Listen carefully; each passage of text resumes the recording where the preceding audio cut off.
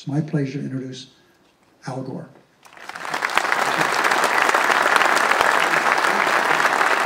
Boy, that was over the top, Harry. Thank you so much. I'm very grateful. I forget who I first heard use the line, but others have heard it. Well, how does it go? I wish my mother and father could have heard that. My father would have enjoyed it, and my mother would have believed it. but thank you, Harry. Indeed, we have been dear, dear friends. I like that blood brothers not related, and we did a lot back in the House of Representatives and in the Senate and lots of other places. And I want you to know that 1997 event really was the brainchild of Harry Reid, and we worked together very, very closely.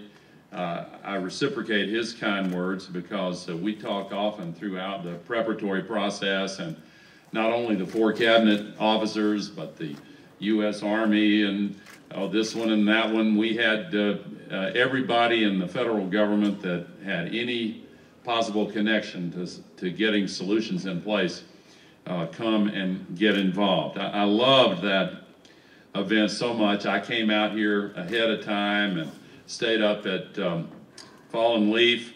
I remember taking a nature hike through the national forest areas. I remember meeting with the elders of the Washoe people and with the Interior Department and others helping to resolve some long-standing issues there, and meeting with the business community and environmental communities and young people and just everybody. It was just a fantastic event. We went out on the research vessel of the University of California, Davis, and Richard Goldman took us out. I remember learning so much about nitrogen and phosphorus and all of the different things that were involved in this, and then following up. So I want to acknowledge with deep respect and gratitude what Senator Reid has done. I want to acknowledge his wife, Landra, who is here. It's really great to see you, Landra. I'm not sure where you got to, but right over there. And wanted to acknowledge her. And my dear friend, Senator Dianne Feinstein, has been a part of this core team fighting for Lake Tahoe, as Harry Reid said, and she doesn't need to hear it from me because she's been involved in it for a lot longer than I have, and has been such a critical part of getting the funding that is necessary and making sure that this has been moving in the right direction. I want to acknowledge her husband, Dick Blum, who is not with us this morning, but he was at the event last evening and has been behind the scenes a real force and a dear friend, and I want to acknowledge him. Governor Brian Sandoval, thank you for your commitment, and I know that for you in some ways this is a continuation of lessons that you absorbed from your mentor, Paul Laxalt, former governor, and I had the privilege of being his colleague in the United States Senate, and what you and Governor Brown have modeled here for the cooperation between the two states is quite impressive and important.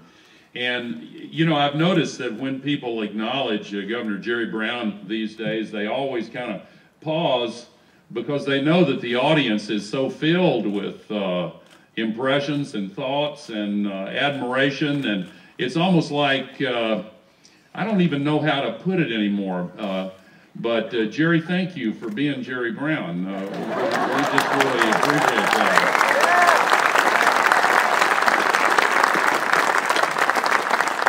Jerry and I have, I'm privileged to be able to call him a friend and to be able to have done so for a long, long time, and I admire his head and his heart and his depth and commitment. And I admired what he did when he went back to Oakland and dug in there, and I admire what he is doing now very, very much. And Diane mentioned last night, that incredible article in the New York Times. I congratulate you on the work that led to that appreciation and all the work that is yet to come.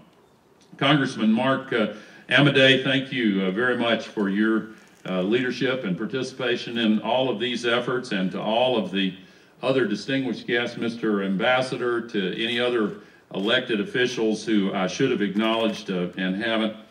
Thank you very, very much. I believe the quote's already been used, but I was reminded on the way here of John Muir's designation of Lake Tahoe as the Queen Lake. He is so heavenly, clean, so terrestrial, yet so openly spiritual. And indeed it does evoke a sense of wonder and awe. And as others have mentioned from time to time, I'll never forget the first time I saw Lake Tahoe. And I may be quoting somebody from who said it earlier, but it was almost like, are you kidding me? I mean, this is unbelievable. And every time I come here, I have the same experience. So it really is worth all of the commitment and work that is underway. And I heard Harry quote Mark Twain calling it the fairest picture the whole earth affords. I have to admit that whenever I hear Mark Twain quoted in Nevada, I think of his what he wrote. It may have been in Roughing It after he moved to San Francisco, where he talked about being in Silver City, Nevada back in those rough days. He said there were houses of prostitution on almost every corner, and there were bars and open gambling and gunshots. It was no place for a Presbyterian, and I did not long remain one.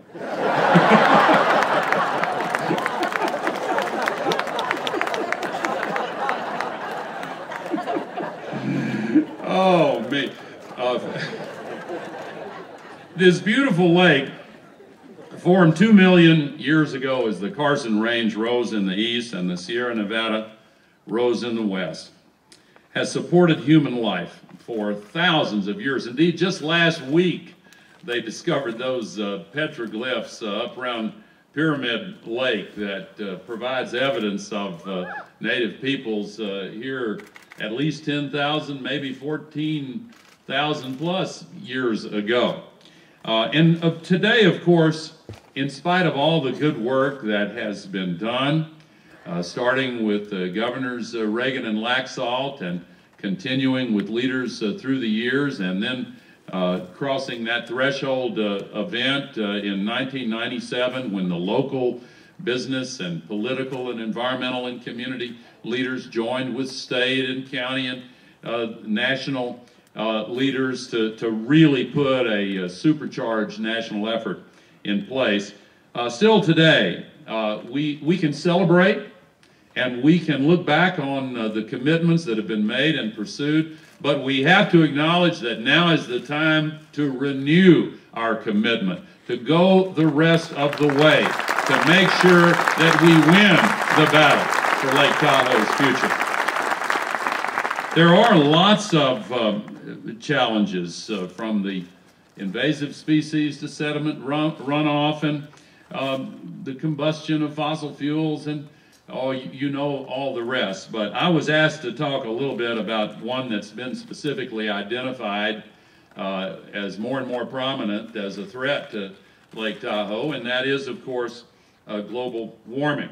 And I'm going to talk about that a little bit today, but I do want to say that in 1997, I believe that the single most important accomplishment that came out of those days and the months leading up to it and the time that has followed when these commitments were pursued, I think the most important accomplishment was that there was a shift from what many had begun to feel as a sense of despair. It shifted to a sense of hope. And that's really crucial. And it applies to global warming, by the way. Because back in 1997, the clarity was down at nearly an all-time low and all these problems were getting worse, and people had seen the degradation and they were beginning to think, oh, maybe it can't be addressed. But in the time since then, what my friends here have shared with me is that there is a sense of hope. Hope that is tempered by a realization that much more needs to be done, but hope nonetheless. And that is absolutely crucial. The clarity has stabilized and has begun to increase again, and we all know that, and we celebrate it.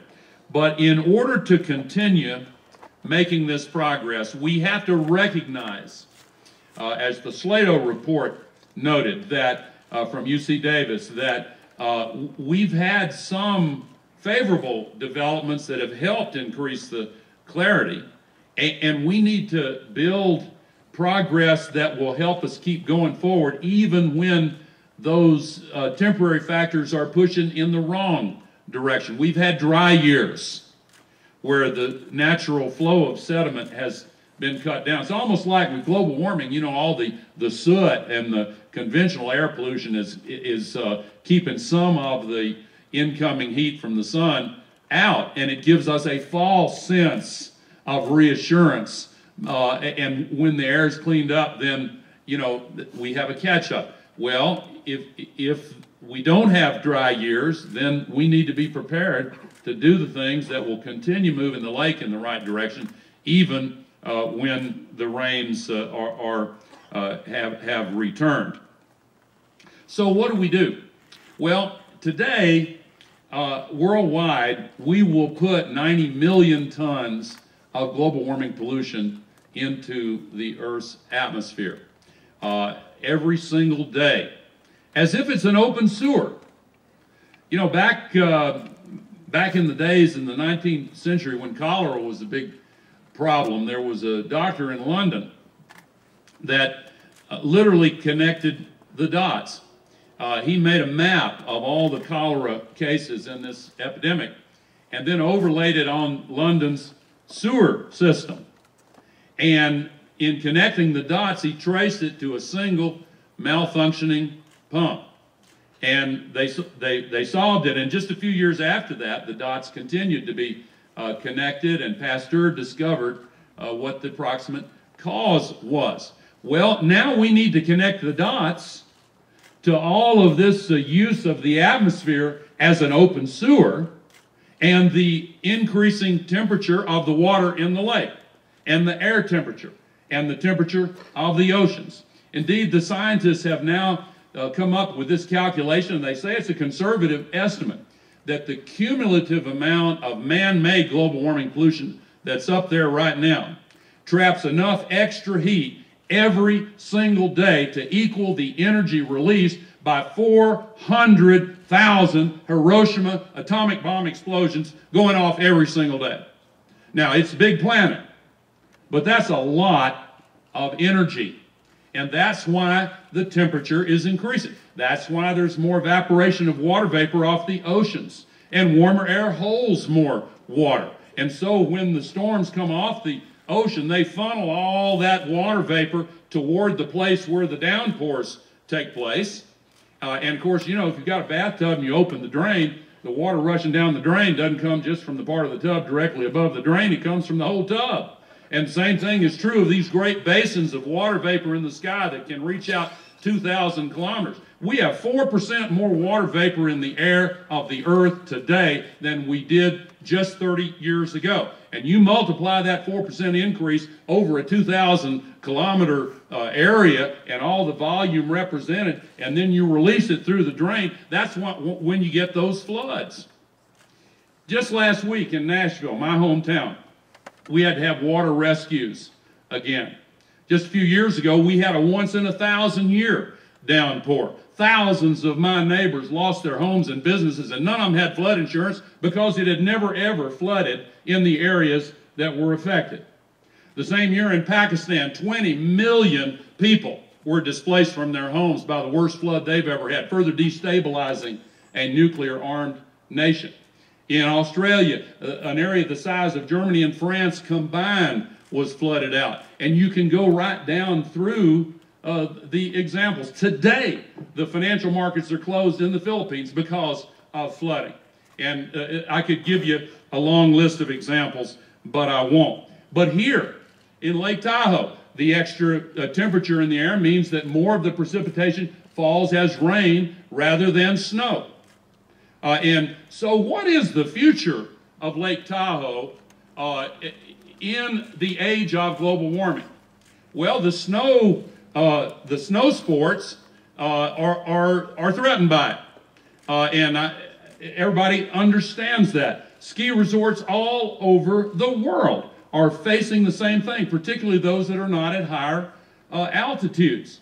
So what about the economy and the environment? Well, the gaming industry, you know what's happening in the California-India gaming.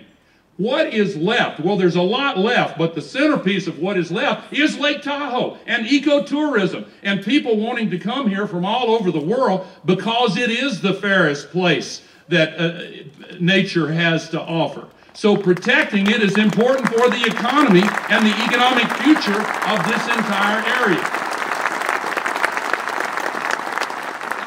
And of course, it's not only the floods and the downpours, it's also the fires. I don't guess anybody has missed the irony of the smoke in the air as we meet here today, just 30 miles away, as the American fire covers almost 14,000 acres, and all these people are fighting it right now. You know, as James Taylor sang, I've seen fire and I've seen rain. Today, 10,000 homes have been evacuated in Idaho. There are 11 states fighting 35 giant fires today as we meet here. In California, in the last decade, the average incidence of fire has doubled compared to the average from 1950 to 2000. And you know what the projections are in the American West? They say that a 2 degrees Celsius increase could lead in many areas of the American West to a 400%, 500%, and 600% increase in the median area burned by fire. Now, here we go again. Does that produce despair? Or can we find our way through that despair to the hope that can come with action? As the old African proverb says, when you pray, move your feet. Lake Tahoe is moving its feet. People here are active and working and getting involved. But here I want to ask you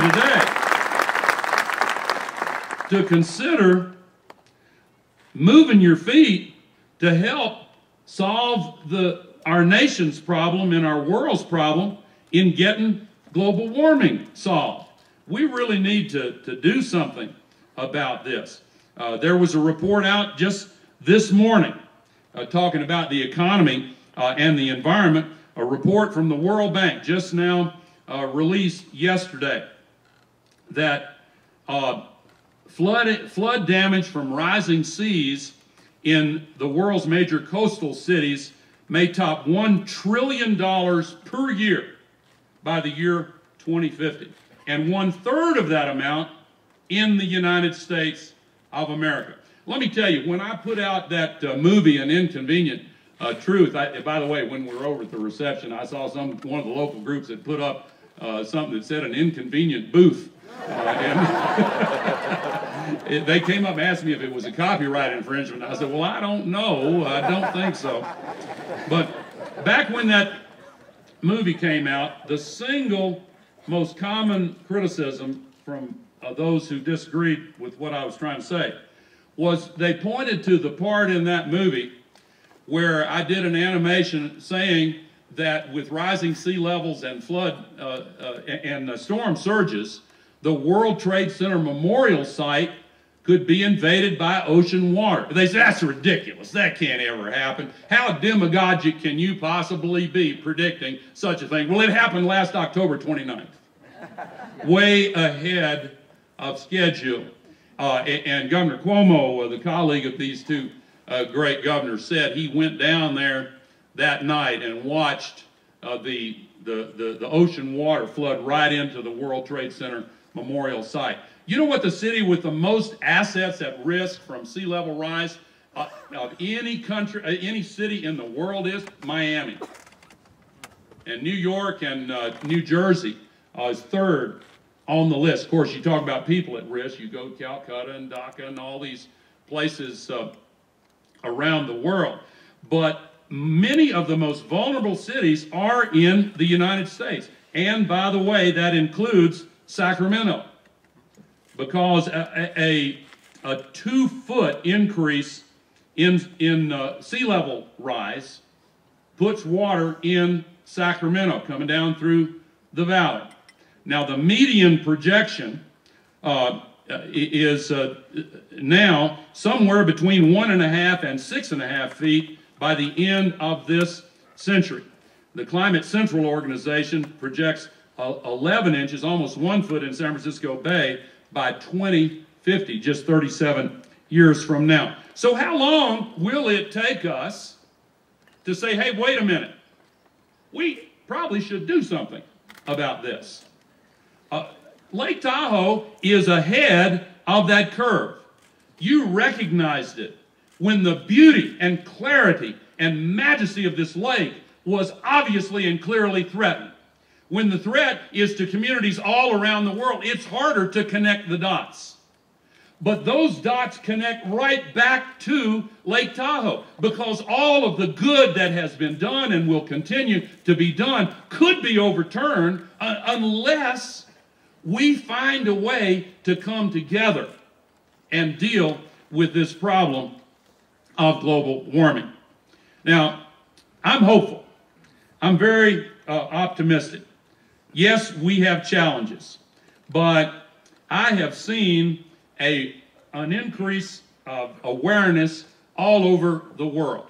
We've got a ways to go, but there are a lot of positive developments. And by the way, the state of California has done a fantastic job of leadership. And by the way, Senator Harry Reid has done a fantastic job of leadership also.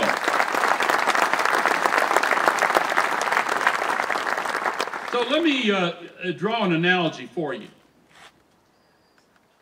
You know the old saying that the difference between 32 degrees and 33 degrees is a difference of more than 1 degree. It's the difference between ice and water. It's the difference between rain and snow. That is a threshold event. The phrase tipping point is not just a political metaphor. There are honest-to-goodness real tipping points out there. So let me use that as an analogy and tell you about another tipping point that we are just about at, and in some areas of the world we're already there.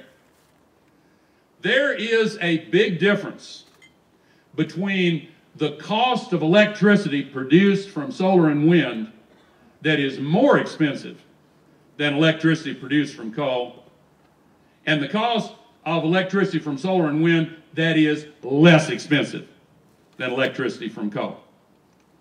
We are right at that cusp right now.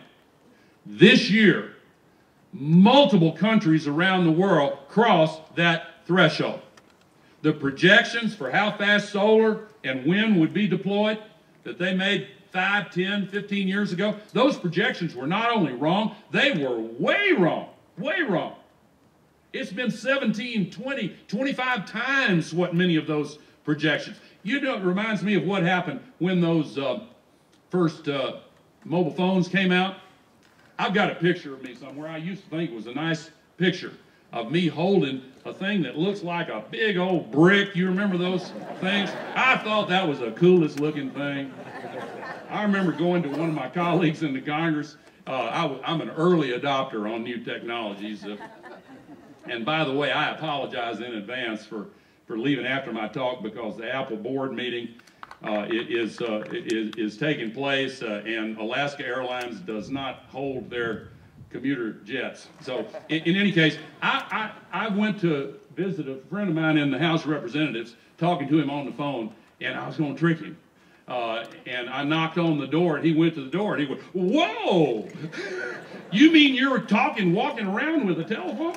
And, you know, today that's such a silly thing to imagine, but in those days when they projected how fast that technology would spread, They were completely and totally wrong. 5 billion people have them now in the world. They didn't imagine anything like that. Solar and wind are spreading just that rapidly. And we are going to see a real threshold event as more and more countries, including our own country, cross that threshold. So let me conclude by saying something specific about how I think this commitment here can be renewed. I believe that Lake Tahoe can be a symbol. I learned a lot from the history that was described. And of course, I had thought earlier that when Teddy Roosevelt made all those parks, it was a shame that Tahoe wasn't named a park, but I realize now that even back then it was already beyond that point. But if the communities around this lake can find a way to become sustainable, not just in name only, not just with the label, not just with a few efforts, but truly and genuinely sustainable, then the Lake Tahoe community could play a more important role in inspiring the world than any national park could. I believe, Harry and I were talking about this earlier, that in addition to your annual summit, or maybe as a part of it, maybe separate, you ought to consider having a global event annually to present sustainable technologies and the blueprints of sustainable communities and innovations to cut down on global warming pollution and to the emissions and the runoffs and everything else that threatens this lake, and make this place not only awe-inspiring for its beauty, but awe-inspiring for the demonstrable commitment of the men and women and children and families and businesses and organizations that live here, to really mapping the way to a sustainable future and helping the world find out how to truly solve global warming.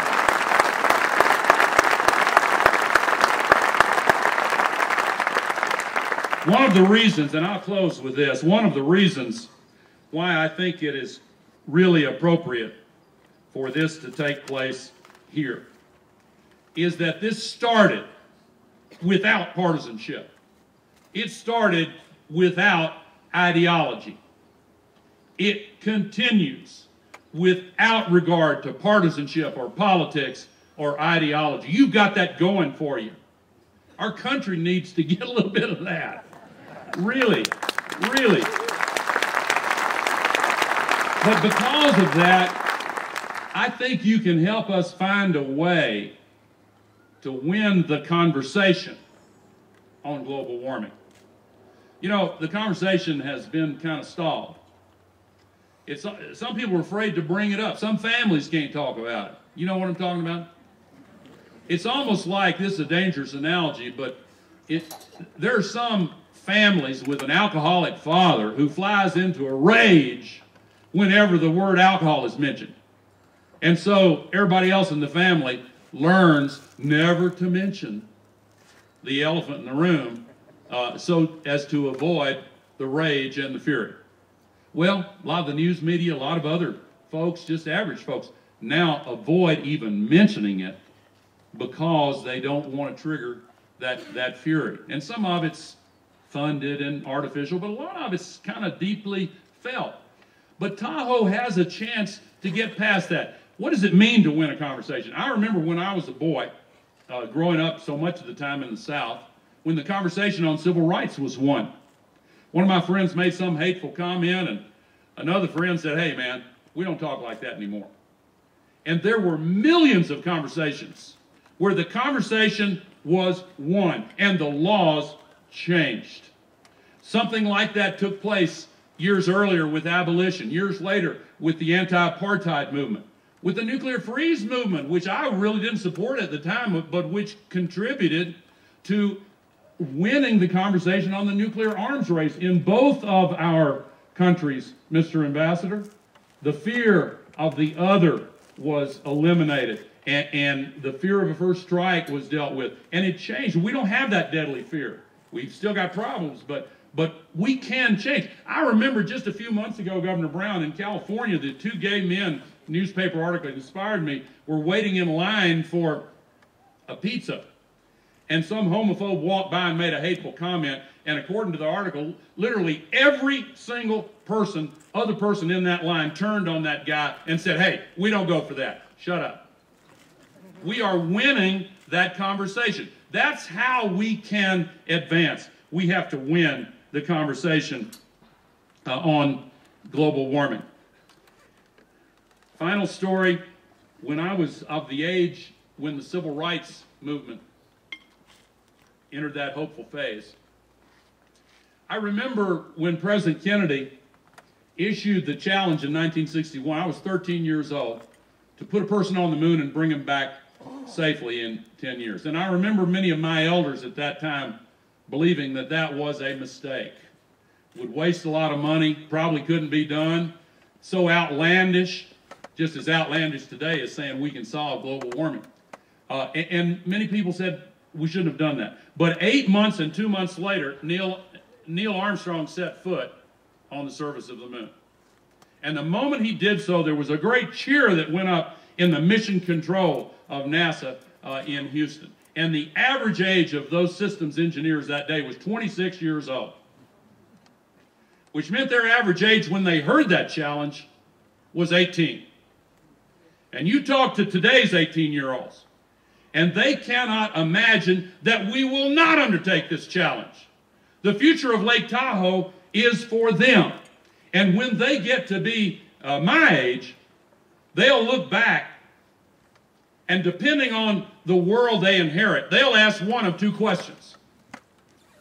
If they see the progress at Lake Tahoe reversed, and because of global warming, it goes in the wrong direction again, if they see coastal cities flooded and storms wiping out whole areas, and the failures of governance and agriculture and all the rest, environmental refugees, they would be justified in looking back at us and asking, what were you thinking?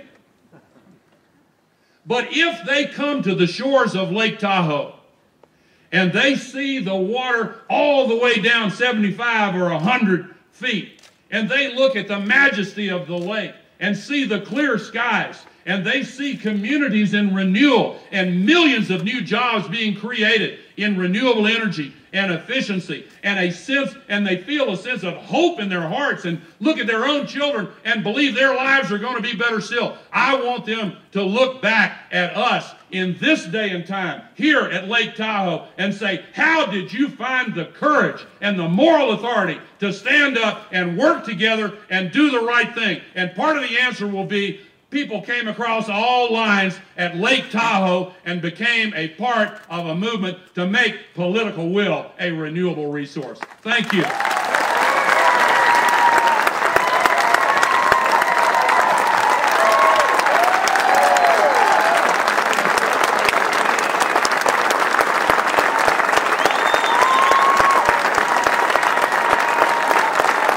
have all been challenged. This video is part of the Tahoe Summit 2013 playlist. If you'd like to see all of the videos in your playlist, in the Tahoe Summit playlist, click on the moving video on your screen right now. If you're interested in seeing a video from a particular person, just wait till you hear their name and click on the picture of them. We had a lot of amazing people presenting at the Tahoe Summit. Senate Majority Leader Harry Reid gave a wonderful speech at the Tahoe Summit. Al Gore gave a 30-minute keynote speech on the impact of climate change on Lake Tahoe that is truly excellent. You should definitely check it out. Also, Senator Dianne Feinstein gave a lovely speech at the Tahoe Summit, as did Governor Jerry Brown and Governor Brian Sandoval of Nevada. Also, there was a number of speeches from people from the TRPA, who you can click on right now. So please feel free to link or embed this playlist or any of these videos on your website or on your blog. If you like this video, please share it with all your friends on Twitter, Facebook, and Google+. Thumbs up if you enjoyed the video. Thank you, and keep Tahoe blue. Bye.